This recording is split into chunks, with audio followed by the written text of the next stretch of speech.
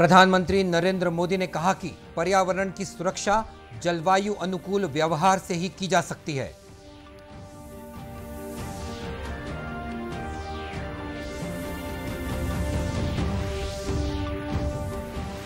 राज्यपाल ने मुंगेली जिले के मदकू द्वीप में पर्यावरण तीर्थ मदकू द्वीप प्रकल्प का किया शुभारंभ।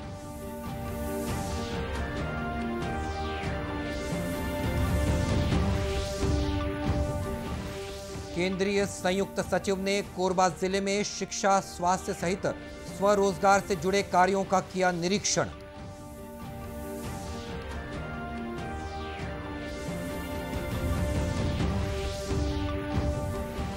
और देश में अब तक 174 करोड़ 24 लाख से अधिक टीके लगाए गए।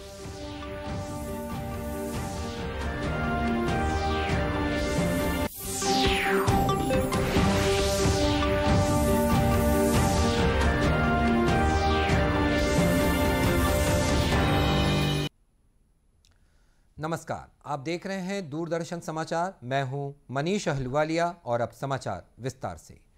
प्रधानमंत्री नरेंद्र मोदी ने कहा है कि पर्यावरण की सुरक्षा जलवायु अनुकूल व्यवहार से ही की जा सकती है।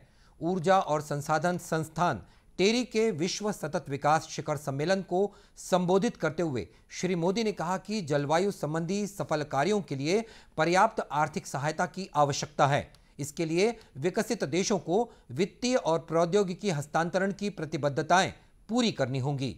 प्रधानमंत्री ने कहा कि भारत के लोगों की ऊर्जा आवश्यकताएं अगले 20 वर्ष में दोगुनी होने की संभावना है और इससे इनकार का मतलब लाखों लोगों को जीवन से इनकार करना है। Requirements of the people of India are expected to nearly double in the next 20 years. Denying this energy would be denying life itself to millions. Successful climate action also need adequate financing. For these, developed countries need to fulfill their commitments on finance and technology transfer. Friend, sustainability requires coordinated action for the global commons. Our efforts have recognized this interdependence. Through the International Solar Alliance, our aim is one sun, one world, one grid. We must work towards ensuring availability of clean energy from a worldwide grid everywhere at all times. प्रधानमंत्री ने यह भी कहा कि गरीबों को समान ऊर्जा उपलब्ध कराना भारत की पर्यावरण नीतियों का मुख्य स्तंभ रहा है। उन्होंने कहा कि भारत के लोग हमेशा प्रकृति और संस्कृति के साथ मिलकर जीवन जीते हैं। संस्कारों, दैनिक रीति रिवाजों और अनेक फसल पर्वों में भारतीयों का प्रकृति के साथ मजबूत संबंध दिखाई देता है। उल्लेखनीय कि कल से शुरू हुए 3 दिवसीय शिखर सम्मेलन में जलवायु परिवर्तन, सतत ऊर्जा उत्पादन और संस्थान सुरक्षा पर विचार विमर्श होगा। छत्तीसगढ़ की राज्यपाल अनुसुईया उइके ने मुंगेली जिले में शिवनाथ नदी के तट पर स्थित प्राचीन धरोहर और दर्शनीय स्थल यज्ञशाला परिसर हरिहर क्षेत्र मदकू द्वीप में पर्यावरण तीर्थ मदकू द्वीप प्रकल्प का शुभारंभ किया। इस अवसर पर राज्यपाल ने कहा कि इस तीर्थ के शुभारंभ के साथ हम प्रधानमंत्री के स्वच्छ पर्यावरण, स्वच्छ भारत के सपने को साकार करने की दिशा में एक कदम और आगे बढ़ेंगे। आज आपको सब मालूम है देश दुनिया किस तरह से ऑक्सीजन की कमी के कारण और कितने लोगों की जान चली गई है, और जीवन जीना है तो ऑक्सीजन भी है। तो स्वस्थ जीवन और स्वस्थ मतलब स्वच्छ रहना भी और पर्यावरण की भी रक्षा करना बहुत जरूरी है। और यही संकल्प को लेकर जितनी भी ऐसी नदी का आगे भविष्य में किसी भी मतलब हमारे जो हिंदू संस्कृति में बहुत सारे त्यौहार आते हैं, तो ऐसे त्योहारों के समय अगर आरती होते रहेगी तो लोगों में भी एक जागरूकता और एक प्लास्टिक मुक्त, क्योंकि जो प्लास्टिक भी लोगों से कितना उससे स्वास्थ्य को असर पड़ता है और किस तरह से ये हमारे जानवर, गाय और कई लोगों की इस तरह की मृत्यु हुई। तो ये संकल्प को हम लोगों से शपथ भी, प्रधानमंत्री जी का भी एक अभियान है। राज्यपाल ने संत रविदास को उनकी जयंती पर नमन किया और कहा कि उन्होंने अपनी रचनाओं के माध्यम से समाज के लोगों में नई चेतना जगाई। संत रविदास जी का भाईचारे, बंधुत्व, एकता, नैतिकता और मानवतावादी रहने का संदेश सदियों तक लोगों को प्रेरित करता रहेगा। केंद्रीय विद्युत मंत्रालय के संयुक्त सचिव और आकांक्षी जिला कोरबा के प्रभारी रघुराज माधव राजेंद्रन ने कोरबा प्रवास के दौरान जिले में शिक्षा, स्वास्थ्य सहित स्वरोजगार से जुड़े कार्यों का निरीक्षण किया। इस दौरान कोरबा कलेक्टर रानू साहू ने श्री राजेंद्रन को वनांचल क्षेत्र करतला स्थित सामुदायिक स्वास्थ्य केंद्र में स्वास्थ्य व्यवस्था के साथ ही जिले में स्वरोजगार के लिए गौठानों में किए जा रहे कार्यों की जानकारी दी। इस अवसर पर श्री राजेंद्रन ने कहा कि कोरबा जिले में केंद्र सरकार की मंशा के अनुरूप शिक्षा, स्वास्थ्य और स्वरोजगार की दिशा में बेहतर काम किया जा रहा है, जो कि सराहनीय है। डिस्ट्रिक्ट का जो है भ्रमण कल से किया है, तो इसमें अलग अलग जो पहलू हैं वो देख रहे हैं, जैसे आंगनवाड़ी का है और CHC है, स्कूल्स हैं, तो सभी जो है जैसे एक प्राथमिक तौर पे जो है कैसे कार्य हो रहा है उसको देख रहे हैं। तो जिले में जो कलेक्टर हैं उनके नेतृत्व में जो है काफी अच्छा काम जो है अलग अलग पहलू में हो रहे हैं। एक तो गौठान का भी किया था, तो सभी जगह पे जो कन्वर्जेंस के साथ में जो कार्य होना है उस तरीके से जो है कार्य बहुत हो। श्री राजेंद्रन ने आत्मानंद अंग्रेजी माध्यम स्कूल का आकस्मिक निरीक्षण करने के साथ ही कोरबा के कोसा प्रसंस्करण केंद्र में पहुंचकर कोसा प्रसंस्करण और इससे महिलाओं को मिल रहे स्वरोजगार की भी जानकारी ली। राष्ट्रव्यापी कोविड टीकाकरण अभियान के अंतर्गत अब तक 174 करोड़ 24 लाख से अधिक टीके लगाए जा चुके हैं। इधर छत्तीसगढ़ में भी कोरोना से बचाव के लिए टीकाकरण अभियान जोर शोर से जारी है। प्रदेश में अब तक 3 करोड़ 71 लाख 19 हजार से अधिक कोरोना रोधी टीके लगाए जा चुके हैं, जिनमें से 2 करोड़ 7 लाख 50 हजार से अधिक लोगों को टीके की पहली खुराक और 1 करोड़ 60 लाख 19 हजार से अधिक लोगों को टीके की दोनों खुराकें दी गई हैं। वहीं 3 लाख 39 हजार से अधिक लोगों को बूस्टर डोज भी लगाई गई है। इस बीच प्रदेश में कोरोना संक्रमण की दर लगातार घट रही है। प्रदेश की पॉजिटिविटी दर 1.37% पर पहुंच गई है। प्रदेश में कल 433 व्यक्ति कोरोना संक्रमित पाए गए हैं और वर्तमान में 4,800 से अधिक कोरोना मरीजों का इलाज विभिन्न अस्पतालों या होम आइसोलेशन में चल रहा है। वहीं देश में फिलहाल 3,32,000 से अधिक कोविड रोगियों का उपचार चल रहा है। इस बीच देश में कोरोना से स्वस्थ होने की दर 98.03% हो गई है।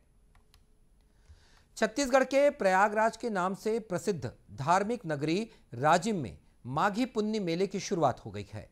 विधानसभा अध्यक्ष डॉक्टर चरणदास महंत ने कल मुख्य मंच पर भगवान राजीव लोचन की प्रतिमा के समक्ष दीप प्रज्वलित कर मेले का विधिवत शुभारंभ किया। इस अवसर पर विधानसभा अध्यक्ष ने कहा कि हम सबके लिए गर्व की बात है कि छत्तीसगढ़ में भी प्रयागराज की तरह राजिम लोचन है। हमारे पूर्वजों ने जो सपना देखा था उसे हमें पूरा करना है। धर्मस्व मंत्री ताम्रध्वज साहू ने मीडिया से बात करते हुए कहा कि संत समागम के अवसर पर बड़ी संख्या में साधु संतों की उपस्थिति जरूर नजर आएगी। वहीं आबकारी मंत्री कवासी लखमा ने बताया कि राजिम माघी पुन्नी मेले के दौरान रायपुर, धमतरी और गरियाबंद जिले की कुछ शराब दुकानों को बंद करने का निर्णय लिया गया है। मुख्यमंत्री पिछले साल यहाँ के जनता ने, यहाँ के विधायक ने, अमित शुक्ला ने मांग किया था कि यह धर्म स्थल है, इसको दारू बंद किया जाए। इसलिए मुख्यमंत्री ने आदेश दिया है 15 दिन गरियाबंद जिला के कुछ दुकान, रायपुर जिला के, धमतरी जिला के ये दारू बंद रहेगा। उल्लेखनीय है कि राजिम माघी पुन्नी मेला महाशिवरात्रि तक चलेगा। मेला स्थल पर प्रशासन द्वारा सुरक्षा के कड़े प्रबंध किए गए हैं। वहीं श्रद्धालुओं और दर्शनार्थियों की सुविधा के लिए कई व्यवस्थाएं भी की गई हैं। महासमुंद जिले की महानदी तट पर स्थित पुरातात्विक ऐतिहासिक नगरी सिरपुर में सिरपुर महोत्सव का आयोजन किया जा रहा है। संसदीय सचिव विनोद चंद्राकर ने दीप प्रज्वलित कर इस 2 दिवसीय सिरपुर महोत्सव का शुभारंभ किया। इस अवसर पर श्री चंद्राकर ने कहा कि इस बार महोत्सव केवल 2 दिनों का है, लेकिन आने वाले साल में इसे 3 दिनों तक का किया जाएगा। उन्होंने ये भी कहा कि शासन द्वारा सिरपुर का कायाकल्प किया जा रहा है ताकि विश्व धरोहर के मानचित्र में इसे शामिल किया जा सके।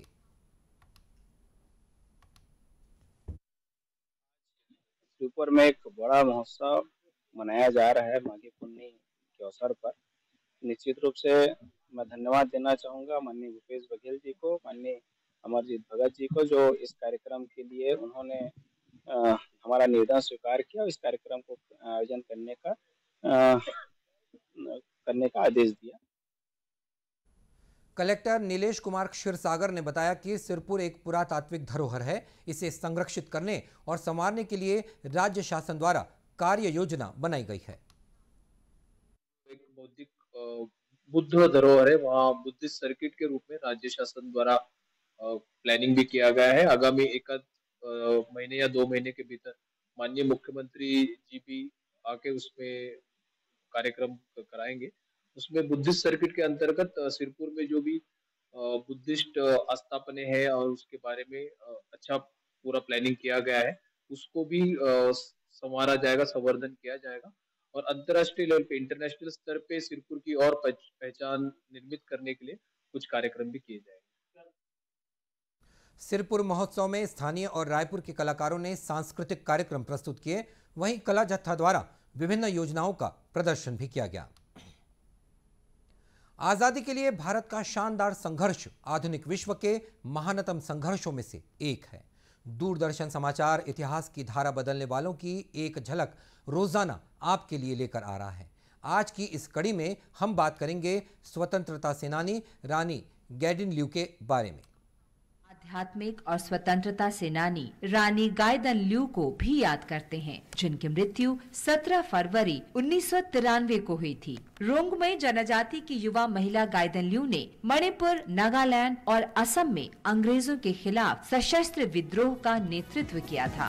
रानी गाइदन ल्यू का जन्म 26 जनवरी 1915 को मणिपुर के वर्तमान तामेंगलोंग जिले में हुआ था। 1927 में 13 साल की उम्र में गाइदन ल्यू अपने भाई हैपो जादोनांग के साथ हेराका आंदोलन में शामिल हो गयी। इस आंदोलन का उद्देश्य नगा जनजातीय धर्म को पुनर्जीवित करना और ब्रिटिश शासन को समाप्त कर नगा लोगों के शासन की स्थापना करना था। 1932 में सिर्फ 16 साल की आयु में अंग्रेजों ने उन्हें गिरफ्तार कर लिया और आजीवन कारावास की सजा सुनाई। 1932 और 1947 के बीच इस नगा स्वतंत्रता सेनानी को पूर्वोत्तर भारत की कई जेलों में रखा गया था। 1947 में रिहा होने के बाद गाइदन ल्यू ने समुदाय की भलाई के लिए काम करना जारी रखा। जवाहरलाल नेहरू ने उन्हें पहाड़ियों की बेटी के रूप में वर्णित किया और उनके साहस के लिए उन्हें रानी की उपाधि दी। 1982 में उन्हें पद्म भूषण से भी नवाजा गया। हम महान स्वतंत्रता सेनानी को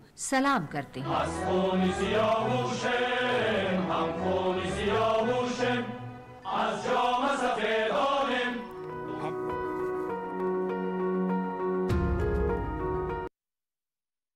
दूरदर्शन केंद्र रायपुर से प्रसारित होने वाले प्रादेशिक समाचार को आप YouTube पर भी देख सकते हैं। हमारे YouTube channel Chhattisgarh DD news पर प्रादेशिक समाचार उपलब्ध रहेंगे।